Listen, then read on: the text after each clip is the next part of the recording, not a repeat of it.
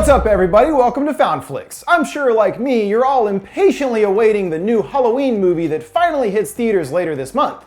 So to get geared up for Michael Myers' big return, I thought it was a perfect time to look back at the original Halloween series, giving an in-depth overview of the entirety of Michael's story from the first Halloween all the way through Resurrection. The only ones I won't be covering are Season of the Witch, as it doesn't feature Michael, and the two Rob Zombie Halloweens, which have their own separate continuity. That still leaves us with 7 movies to cover, so there's no time to waste. Let's get started by looking at the entire history of our favorite butcher knife wielding serial killer Michael Myers, breaking down each movie's story, as well as the evolution of Michael from a young boy to something else entirely. Pure evil. The saga of Michael Myers begins in 1963 on Halloween night in the fictional Haddonfield, Illinois, seeing Michael's very first kill as a young child. Donning a mask, we follow his POV watching his sister getting frisky, then heading into the kitchen retrieving a large butcher's knife, and surprises Judith in her room, stabbing her mercilessly to death. Then walking out to the front of the house as his parents return home, seeing little Mikey dressed as a clown, holding the bloody knife. And under the mask, see his expression is totally blank. After Judith's murder, Michael was put into the psychiatric facility Smith's Grove, where he stayed for 15 years under the care of Dr. Samuel Loomis, until the night of October 30th, 1978. Loomis and his associate Marion are required by law to take Michael to a hearing, but when they arrive to pick him up, shrouded in a heavy rainstorm, Michael attacks Marion and hijacks their car, speeding off into the night. His destination, his hometown of Haddonfield. It's pretty unusual for a serial killer to drive a car in horror movies, especially one that's been incarcerated since a child. But the movie offers the explanation from Loomis, someone must have been giving him lessons. And a later entry expands a bit more on this idea. In Haddonfield on Halloween, we meet the teenage Laurie Strode, approached by Tommy Doyle, who she is babysitting later that evening. Walking down the streets, they approach the old Myers house, now derelict and abandoned. However, Laurie's father, a real estate agent, is attempting to sell the house. Yeah, good luck with that. Tommy warns her not to even approach it, calling it a spook house. Laurie isn't worried though, but she will soon regret this, as Michael has already returned home, seeing Laurie and Tommy from inside. From this moment, Michael becomes obsessed with Laurie, seemingly due to her and Tommy reminding him of himself and his ill-fated sister, though later sequels change his motivation for targeting Laurie. Meanwhile, Loomis is trying to track down Michael, visiting the cemetery where his sister is buried, where he is shocked to find that her body has been unearthed, and Loomis now knows for sure that Michael has returned home. We learn he's been stocking up on some important supplies in town too, when Annie and Laurie come across Annie's dad, the sheriff, at a hardware store break-in, mentioning that some masks, ropes, and knives were taken. Loomis meets Brackett, the two teaming up in order to track him down. Their first stop is the old Myers residence, where if you've wondered what Michael eats, they find a freshly killed animal, Loomis noting that he must have gotten hungry. Gross! He opens up a bit more about the history of treating the boy, that he spent 8 years trying to reach him before realizing that he was essentially evil, with the blackest eyes he's ever seen, and thusly spent the next 7 years trying to keep him locked up. As Halloween night sets in, Michael is still focused on Laurie, watching from outside where she's babysitting Tommy. At one point, the two seen watching the original The Thing from Another World, which is pretty amusing as Carpenter would go on to remake the film a few years later in 1982. But first, Michael sets out to kill Laurie's friends, including Annie and then Linda, strangling her with a phone cord, trying to call Laurie for help. She goes over to the house not finding anyone, assuming it must be a joke, until finding Annie splayed on a bed with Judith's gravestone above her. She sends the kids to safety, but it's too late. He's already inside. He stabs at her from behind the couch, Laurie retaliating by jamming a knitting needle into his neck. She goes to retrieve the kids, assuring them that Michael is dead, but not so much, as he is walking up the stairs right behind them. They separately hide, Michael going after Laurie. He knows she's in there, tearing the door to pieces to get to her. This time, Laurie wisely sends the kids out of the house, telling them to get help from a neighbor, and as they run outside screaming, catch Loomis's attention, knowing Michael must be inside and rushing in. He attacks Laurie, who manages to pull his mask off, revealing that he is just a normal-looking guy underneath, not a monster or anything. Loomis shows up, unloading on him, firing 7 times, knocking him over the second-story balcony and falling onto the ground below. Shell-shocked, Laurie refers to him as the boogeyman, to which Loomis agrees. He can't really be considered human at this point, especially when they look outside and already the body is gone.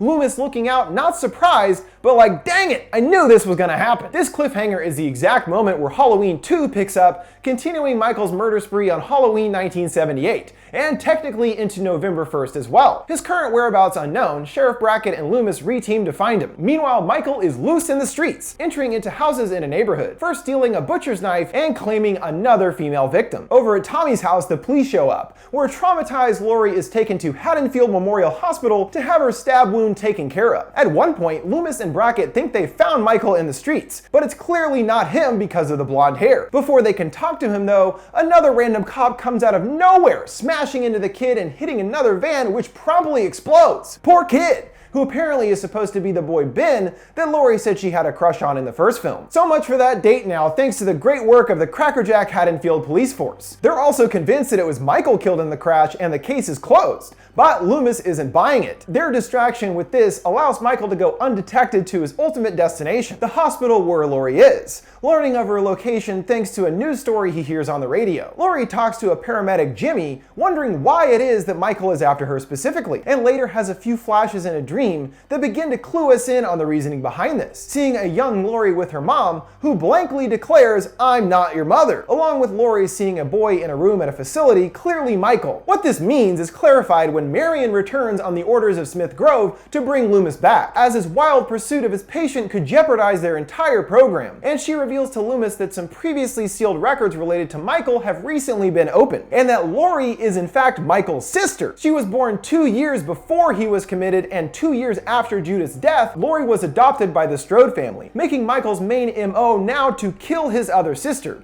rather than randomly being obsessed with her. And after learning this, Loomis demands to be taken back to Haddonfield, convincing the marshal to do so by pointing a gun at him and firing a warning shot out the window. Well, that worked. However, Michael has already been making his way around the hospital, killing pretty much the entirety of the small late-night staff, making it to Lori's room. But she knew he was coming, leaving pillows in her place in the bed, and still weak from the operation, hobbles through the hospital hallways, chased by her newly revealed brother, eventually hiding outside in a car, which happens to be her buddy Jimmy's, who doesn't help much, passing out from a concussion after slipping on a massive pool of blood earlier, hitting his head on the horn and drawing attention to them. "Great going, Jimmy!" She crawls out of the car as Loomis and Marion arrive, calling out weakly for help, but they don't hear her, and soon after is found by Michael. Making it inside, Loomis shoots the killer a whole bunch again, Michael dropping to the floor, seemingly dead. But come on, no way, dude. The marshal doesn't heed Loomis's warning and gets his throat slit, while Marion goes and calls for help on the marshal's radio. Loomis and Lori hide in the operating room, Loomis handing her a gun as Michael pounds away on the doors, tearing it to shreds. Loomis fires, but runs out of bullets, and Michael stabs him in the gut with a scalpel as Lori watches in the corner terrified. She begs for him to stop, then shoots him perfectly in each eye, causing blood to drip down from his mask. Being blind isn't going to stop him though, as Michael continues to slash erratically. Lori and Loomis open the valves on several oxygen tanks, the explosive gas filling the area. Loomis then sends Lori away and lights the gas, creating a huge explosion, rattling the walls, engulfing the room in flames. The ever-vigilant Michael proceeds to step out from the flames, his body completely on fire and still coming for her, but collapses before getting too far. It looks like everyone has their limits, even pure evil. The next morning, Lori is ushered away in an ambulance, staring out the window. This is the last that we see of Lori in this particular part of the series' story, as 11 months before the events of Halloween 4 in 1988, Lori and her unseen husband are killed in an auto accident. Thusly, the mantle of the family bloodline, as well as Michael's new target, is their also previously unseen daughter Jamie, who after her parents' death was adopted by another family in town, opening on October 30th, 1988. 10 years after the events of part 2, after the fire at the hospital, Michael has been kept at the Ridgemont Federal Sanitarium, and is about to get transferred to his old stomping grounds at Smith's Grove. And when overhearing from the doctors in the ambulance mentioning of Michael having a niece in his hometown, he has a new motivation to get going, attacking the guys and stabbing his thumb into one's head. Youch! And heads to Haddonfield to find Jamie. She's naturally still heartbroken over losing her parents, but at least has a close relationship with her foster sister Rachel, who takes her out for ice cream and helps her pick out a swell clown costume to go trick-or-treating in. Oh wait, that looks a lot like the one little Mikey wore when he killed his sister. Well, that's unsettling, as there seems to be an innate connection between Jamie and her uncle, seeing visions of him and haunted haunted by nightmares as well, despite appearing to not know about that part of her family history. Then we catch up with Loomis, learning of Michael's escape and seeing his face has scars left from the explosion in part 2. Along with the police, they find the ambulance he stole,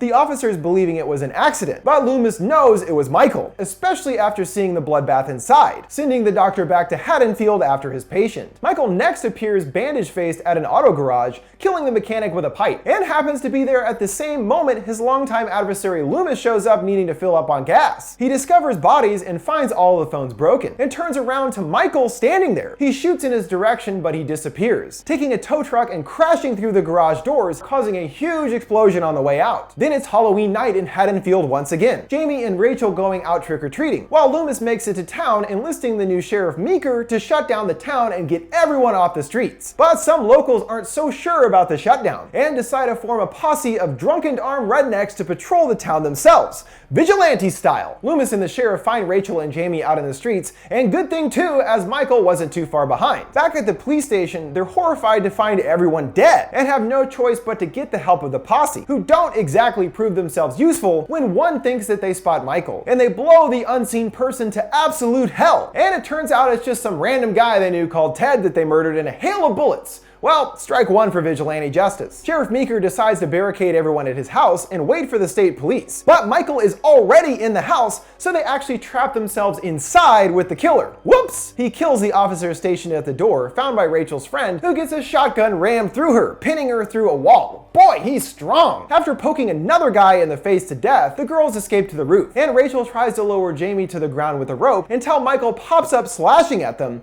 causing her to lose her grip, hanging onto the roof of the house for dear life. He keeps stabbing at her and she plummets to the earth, Jamie distressingly finding her not moving. Loomis appears, whisking Jamie away to her school, believing it will be safe there. It's not, as a momentarily blonde Michael emerges, tossing Loomis away, leaving Jamie on her own until Rachel reappears and blasts him with a fire extinguisher. The security alarm blaring outside lures the posse to the school, the girls explaining to them that he's inside. Rather than try to fight him though, they decide to take the girls out of town, to safety. But Michael's hitched a ride on the back of the truck, killing everyone, then going for the driver, tearing his face off, sending the truck swerving out of control. Rachel grabs the wheel, unceremoniously tossing Earl's body out of the door onto the road, and tries to get Michael off the roof, then slams on the brakes, launching him off. But he's right back to his feet as more police approach in the distance. Rachel plows right into Michael at full speed, sending him hilariously through the air like a ragdoll. Jamie decides for some reason to get out of the truck and approaches Michael's body, holding his hand, as the others yell for her to stay away. He gets to his feet, and everyone opens fire, sending Michael backwards into a hole, a pile of crap falling on top of him. Well, I guess that's good enough to call him dead for now.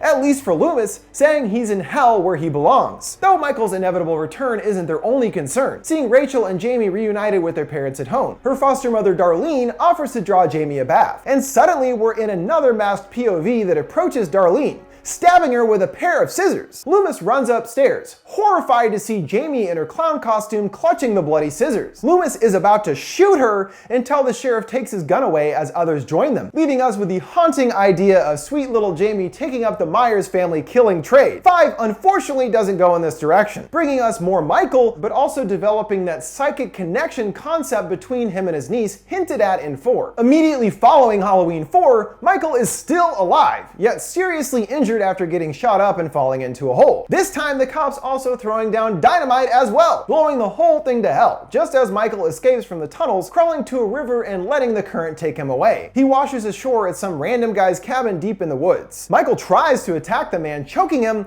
but loses his strength falling to the ground. At least he was kind of injured after all that. Or maybe he just needed a nice long nap. Because we pick up almost exactly 1 year later on October 30th, 1989, where Jamie has been put in a hospital and is clearly affected by her previous experience, continuing to suffer from nightmares as well as losing her voice due to the trauma that she went through. Also now, Jamie is much more psychically connected to Michael than seen before, perhaps as a result of holding his hand at the end of 4, seeing Michael don his mask before killing a man, and she is physically affected by what she sees, convulsing convulsing violently as Michael kills. And Loomis believes this connection could somehow help them in finding Michael, trying to get Jamie to reveal to him what she's seeing. The next time it happens, when Michael reemerges in the old neighborhood getting closer to her sister Rachel, Jamie is able to get across a warning, saying her dog's name Max, and thankfully get a hold of Rachel and both are safe. It didn't quite work though, as Michael was waiting in the closet and kills Rachel with a pair of scissors. And Jamie feels this too, having another seizure. Now Loomis is even more desperate and frantic, trying to get information out of Jamie, demanding to know why she's protecting him, and saying that he is the one that made her stab her mother, implying that he thinks somehow Michael and her connection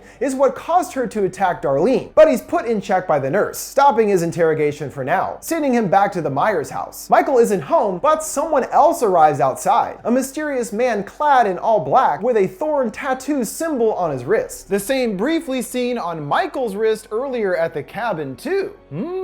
Elsewhere, Michael decides to have some of his favorite kind of fun, setting his sights on Rachel's friends, killing the douchebag Mike with a rake, first slashing his precious car before stabbing him in the face with it. He then ridiculously dons a different mask and picks up his date Tina in a sweet ride. Of course, he says nothing at all, just sits there, even getting a nice smooch. Maybe he's thinking, hey, this is much nicer than killing people, seeing they're being watched from a distance by the man in black. Who is this guy anyway? Worried about Tina, Jamie is able to see where she is and get her help in time before Michael kills her, and gets her voice back too. Hooray! But that's not going to stop Tina and her buddies from going to their big Halloween party at a remote farm, and one of the kids, Spitz, has chosen the worst costume imaginable, that of Michael Myers, which they use to create a bunch of false scares of him pretending to be Michael, but oop, just a prank. Then the real Michael shows up, pitchforking the kid in the back while they're about to get funky. Jamie and her friend Little Billy show up at the farm just in time to see Michael driving the Camaro after Tina. Well, I guess if he can't run, that is one way to go faster. And upon seeing the kids, changes directions, Billy almost getting mowed down, then going after Jamie only to crash into a tree, which is only a minor inconvenience, as he steps out completely unharmed. Not even a rip in his jumpsuit or anything. He immediately shuffles towards Jamie. Tina jumps in to save the day, but ends up getting stabbed and killed instead. At least she buys enough time for Meeker and Loomis to show up and take Jamie to safety, Loomis yelling out in the woods to meet them at his old home. The police set up shop there, but after a call about a break-in nearby, pretty much everyone leaves, undoing any of the safety they were going for in the first place. But Loomis realizes that only now, with the house empty, will Michael come. Michael shows up moments later. Instead of calling the sheriff, Loomis decides to confront Michael himself, trying to convince him that Jamie can help him with the rage he has that causes him to kill. He almost appears to hand over his knife, but then slashes Loomis across the chest, tossing him over a railing. So much for appealing to his emotions. I think that ship sailed a couple movies back. Upstairs, the other officer, Charlie, frantically tries to put a safety ladder in place as Michael stabs and punches his way through the door. Charlie pops off a few shots at Michael that only pisses him off, killing Charlie with the ladder, pushing him out the window, hanging him. Jamie seeks refuge in a laundry chute, leading to a very intense encounter with Michael, getting the door off just as she climbs back to the top. Entering into the attic, she is greeted by a strangely ritualistic looking sight. Candles everywhere, along with the casket of a 9-year-old girl that Michael dug up, obviously intending it for Jamie. He enters about to attack her. She asks to see his face, and Michael takes off his mask, and when looking at him, she is surprised, saying, "You look just like me." A single tear rolls down the killer's face. She tries to wipe it away, the tender gesture infuriating Michael, who flips out, stabbing at her, running into Loomis, who uses her as bait to lure Michael into a net trap, then shooting him with a bunch of tranquilizer darts, and just to make extra sure, beats the crap out of him with a 2x4, and Michael finally stops moving. Still alive, he is taken to the local prison with the intent of transferring him to a maximum security prison, but his stay is short-lived, as the man in black approaches the police station. Moments later, there's an explosion inside, creating total mayhem, and Jamie goes in, finding the place suspiciously quiet, officers' bodies strewn all around, and makes it to Michael's cell, seeing the bars have been blown clear off and Michael is gone.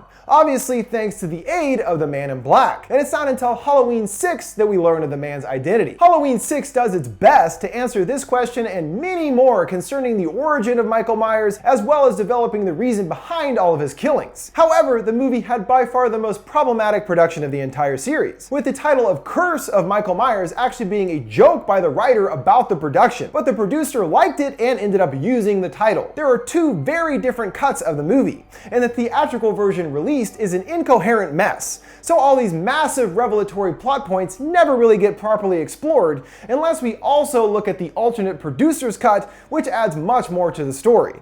It's not necessarily good, but it does at least make a bit more sense than the release version. But hey, at least there's Paul Rudd. Here, Paul Stephen Rudd in his first role on the big screen. Welcome to showbiz, Polly boy. What a way to start. In a slight shifting to Halloween 5's ending, both Jamie and Michael were taken by the Man in Black and brought to an underground medical facility. We open 6 years later, 1995, where Jamie is on the verge of giving birth, and it's heavily implied that Michael is the father.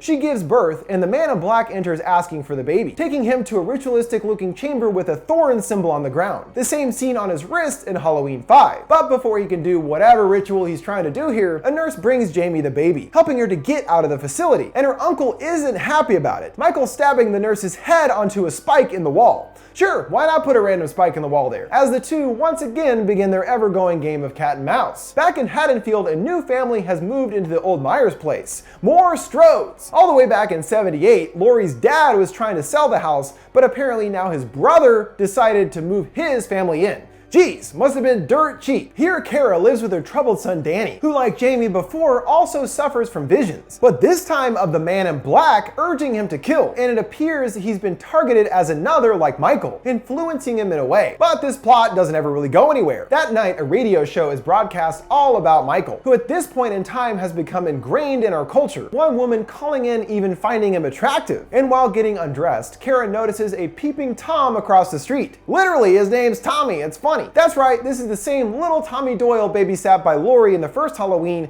but now all grown up, and still obsessed with his encounter with the killer as a child. Also calling into the show, saying Michael's work isn't done yet, but this time, he'll be ready for him. At his house, Loomis is also tuning into the show, amused when they speculate that he's dead, scoffing that he's not dead yet, just retired. And his old friend from Smith's Grove, Dr. Wynn, who appeared briefly in the first Halloween played by a different actor, has come asking for Loomis to return to the hospital to further assist in their case on Michael, but he at first refuses, saying he's no longer interested in practicing medicine. Outside of town, Jamie makes it to the local bus station, finding it completely empty, and also calls into the show warning that Michael is coming and asking Dr. Loomis for help, only to be dismissed as a wacko like all the others. Knowing Michael is after her baby, she hides him in the bathroom and escapes out the window, getting back on the road, followed by Michael in a van, who crashes into her car, sending her careening through a pumpkin patch. It's here Jamie finally reaches her end at the hands of Michael, impaling her on a piece of farming equipment, muttering that he can't have the baby. Michael coldly turns the equipment on, filleting her to death. Well, so much for surviving 2 movies, Jamie. Too bad. Searching the truck for the baby, he finds he's been duped. A towel concealed in the blankets. Tommy replays Jamie's call from the night before, picking up from the audio where she was, and follows a trail of blood at the bus station to the bathroom, finding the baby stashed away there and taking him to the hospital. There he encounters Loomis, tending to Jamie's death, and reminding him of who he is, wanting to know the truth. Loomis dismisses him, thinking Jamie is the last of the bloodline, but thanks to the baby, which he called Steven, that is no longer the case. And Loomis knows where Michael will be headed next, his old home where the Strode family now lives. Loomis tries to warn Kara's mother about Michael, and she was completely unaware they were living in the childhood home of the infamous serial killer, and calls her husband John about it, who continues to deny it and be a total a-hole. The truth is apparent though, as Michael is in the house and kills her at a clothesline. Kara later comes home, finding her son has made a new friend with Tommy, creepily hanging out in his room with the baby as well. It looks like Tommy has a theory about Michael and this whole thorn symbol thing, and how it connects to Michael and his sightings over the years. The symbol is actually a constellation, and each time it has appeared in the sky corresponds to one of the times Michael has showed up and gone on a killing spree, referencing the years that each of the previous movies took place. The Cult of Thorn is a tribe of druids, and one child is chosen to take on the curse of their namesake, which occurs on Samhain or Halloween. One family is doomed to die so that the others can live. That child was, of course, Michael, and the final sacrifice he must make to transfer the curse is to kill Steven. Well, that's an explanation, I guess. It's pretty crazy though. Across the street, she sees her friend Beth get attacked by Michael, and after having another flash, Danny Boy in some kind of trance walks right on over there. Kara finds her brother and Beth's body, along with her son sitting calmly on a bed nearby. She goes to comfort him as Michael shows up, and she defends herself with a fireplace poker, knocking Michael down the stairs. But when returning back to Tommy's, they find that Steven is gone. Loomis, realizing the only other person that knew about him was his old friend, Dr. Wynn, suddenly realizing his his old friend hasn't exactly been truthful with him from the beginning, as Wynn is the man in black and has been helping Michael since he was taken to Smith's Grove as a child. And indeed, it seems Wynn is the one that taught young Mikey to drive. They enter the living room finding him, along with the lady that runs the boarding house, waiting for them with the baby. As more cult members show up, Carrie reactively dives out the window like a crazy person, landing unconscious on the ground. Nice escape plan. Loomis and Tommy are drugged, and when they wake up later, everyone, including Kara, is gone. Loomis has an idea of where Wynn must have taken them, back to Smith's Grove, where Wynn again asks Loomis to join him, calling Jamie's baby the dawn of a new age. Loomis, of course, wants to stop the evil, not help it spread, and refuses, resulting in him getting bludgeoned unconscious by one of Wynn's cult goons. While in the underground of Smith's Grove, also the location of the Thorne's secret hideout, Tommy searches for Kara, finding her room 237 and busting the lock off as Michael appears, getting her out just in the nick of time. Phew! Good thing this guy doesn't move too quickly or they would have been screwed. They find an OR room deeper in the bowels of the tunnels, seeing Wynn along with Danny and several others preparing for the final sacrifice. Luckily for them, an agitated Michael shows up, massacring everyone in the room and distracting them, allowing them to get Steven and Danny out. In another odd room that looks designed for genetic experimentation, it appears that Tommy is willing to hand the baby over to Michael. But it's a trick, injecting him in the neck with a bunch of fat syringes filled with glowing green goo, which eventually slows him down. Tommy then beats the shit out of him in weird jumping flash cuts, goo pouring out from Michael's orifices. And I guess that's it.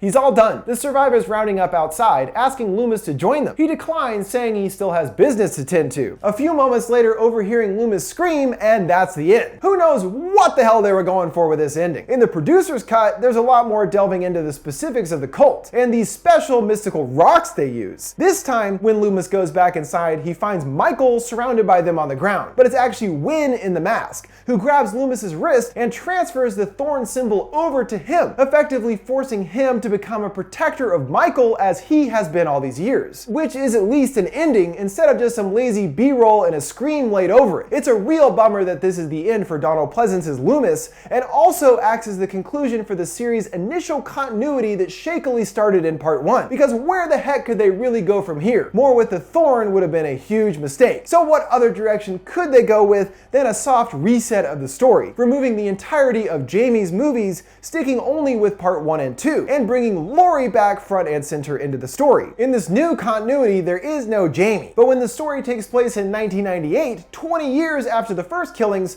Laurie has a son John from a previous marriage. And as suspected at the end of part 2, these events from her youth have essentially debilitated Laurie. Even though Michael has been missing, presumed dead, for some time, she's understandably right to be worried, still believing that one day her brother will come back for her. But he has to find her first, tracking down Loomis's last location in Langdon, Illinois. He's passed on, but has been living with Marion, the same nurse featured in part 1 and 2. On October 29th, 1998, Marion returns home. She finds the front light is broken and the front door left open. Sure signs of a break-in. Getting the help of some local boys, including baby Joseph Gordon-Levitt, who doesn't find signs of anyone still there, but notices they must have been looking for something in her office, as it was completely ransacked. Marion looks, seeing the file out for Laurie Strode, and Michael appears, killing her, heading off with new info to find his long-lost sister. After faking her death, Laurie changed her identity, now going by Carrie Tate, where she works as a headmistress at the fancy Hillcrest Academy High School in Northern California. At least she was finally smart enough to move out of Illinois. She's done her best to move on from the past,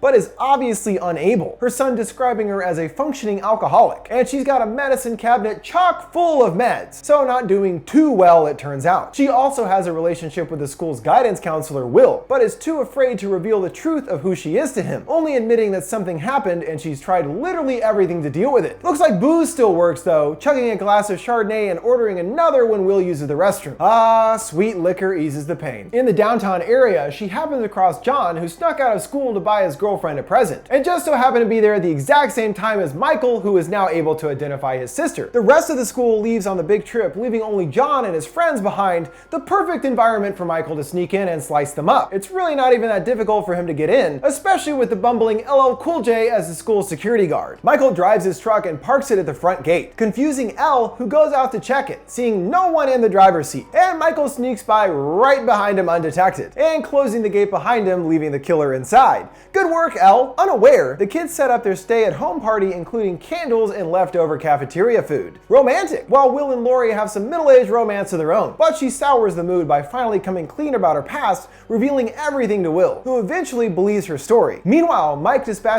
John's less important friend characters, leaving Michelle and John left, who meet up with Lori, her seeing Michael for the first time face-to-face on the other side of a door. Will stupidly fires at someone, winging Ronnie in the side of the head. Michael appears, stabbing Will from behind and lifting him into the air. Lori sends the kids off to get help, leaving her to face her brother all alone, as the two battle mano a mano throughout the school. At one point, Lori mercilessly stabbing him repeatedly, sending him over the side of a balcony, crashing onto a table below. He lies there motionless, the knife still in his chest. Lori goes to pull it out, about to stab him even more, until a surprisingly alive Ronnie holds her back, calming her down, assuring her he's dead. The police bag up Michael, and Lori decides to hijack the ambulance, as she's not convinced that her brother is actually dead. And what do you know? He springs to life, getting free of the body bag as Lori increases speed and slams on the brakes, sending Michael flying out through the windshield. And as soon as he gets to his feet, she runs him over, Michael getting stuck on the hood of the van, the two staring each other down as the van drives over the side of a ridge, rolling over and over down a hill. Lori is flung from the vehicle, and Michael winds up pinned between it and a tree, unable to move. Grabbing a fire axe, she stumbles over to him. Michael comes to, grabbing at his mask frantically and appearing confused, reaching out a hand to Lori. She starts getting teary-eyed, and the two nearly touch, but Lori pulls away, lopping his head clean off. Lady's got one hell of a swing. No blood or anything, just whoop, head's gone, dude. We are left to believe that Lori was victorious in finally slaying her killer brother. But not so fast, as we learned in Resurrection, the final chapter that was so good it killed the franchise completely. Revealed in the beginning of Resurrection, it wasn't actually Michael in the mask at the end of H2O. At some point before being put on the gurney,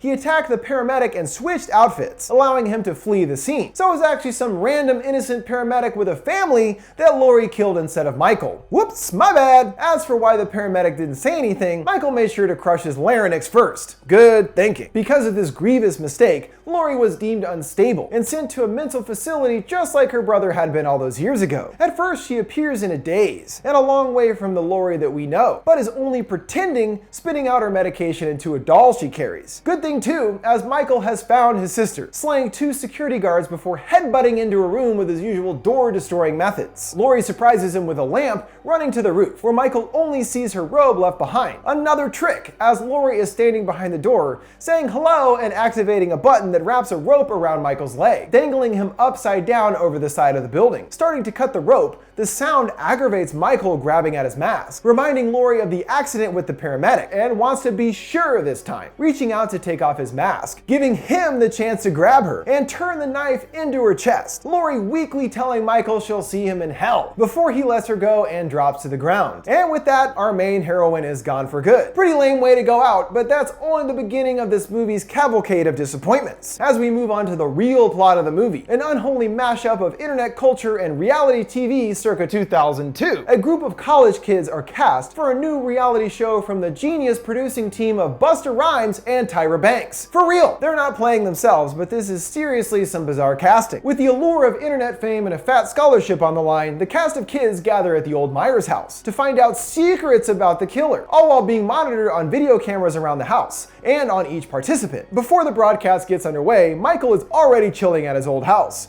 Must be pretty bored with no more family members to kill. And so why not kill these morons that are all up in his house, turning the extremely pointy end of a tripod on a cameraman, which goes completely unnoticed by Tyra in the command center. She's too busy making an elaborate latte to see him die, and even when sitting down, refuses to face the monitors. Like, I will never look at those monitors at any point. Good latte. Even though Busta assures a few reporters gathered outside that what they're about to see is 100% real, his whole plan here is actually a bunch of staged jump scares in the house, all set up and nothing real involved whatsoever. Of course, he doesn't realize the very real problem of Michael being in the house along with the clueless contestants. So they go through the house in search of so-called clues, but soon start to figure out that things aren't as real as they appear. One pair of kids getting scared by body parts launching out from a hidden wall, but see they're actually props made in Taiwan. This also reveals something else though, the hidden room where Michael has been living in a dank sewer tunnel, spotting a freshly killed rat in a picture of Lori. Nice digs, Mikey. Even though by now a couple of the stupid kids are already Michael meat, the naive Busta is still only interested in his little fake show and spooking the kids too in a cheap bid to appeal to the internet audience, and even brought along his own Michael Myers getup to scare them. The only problem is some other Joker is there too, wearing the exact same outfit, and thinking he's an employee of his, chides him for being on set, telling him to buzz off and do his job, which Michael allows to happen for some reason, instead killing all the other morons stinking up his house, leaving only our default final girl Sarah behind, chased by Michael through his sewer layer and into the garage control room, spilling over gasoline onto the floor and slipping on a massive pool of Tyra's blood. Seriously, how much blood does this woman have? She hides in wait for Michael, attacking him with a chainsaw as retribution for killing her friends, and accidentally cuts some wires,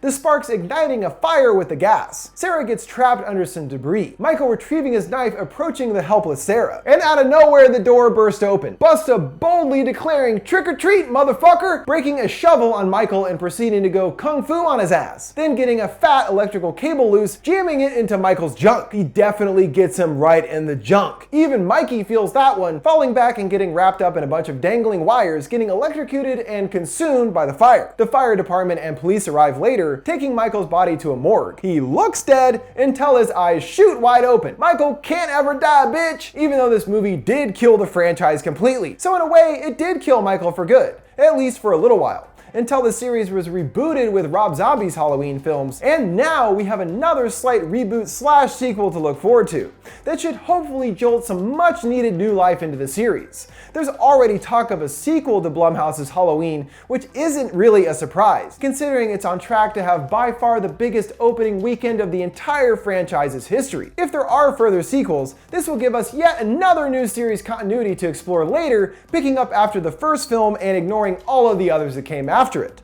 For now though, this brings us to the end of Michael Myers' story, and hopefully this video gave you a satisfying look at his entire journey in the original Halloween series. And don't forget, you can send me suggestions for TV series or movies you'd like to see me explain of any kind by sending them my way on any of my social media accounts at FoundFlix. Which of the original Halloweens after the first obviously is your favorite? I'd have to go with Halloween 4. Let me know your thoughts in the comments below. Make sure to like, subscribe, and follow. Thanks for watching FoundFlix. See you next time.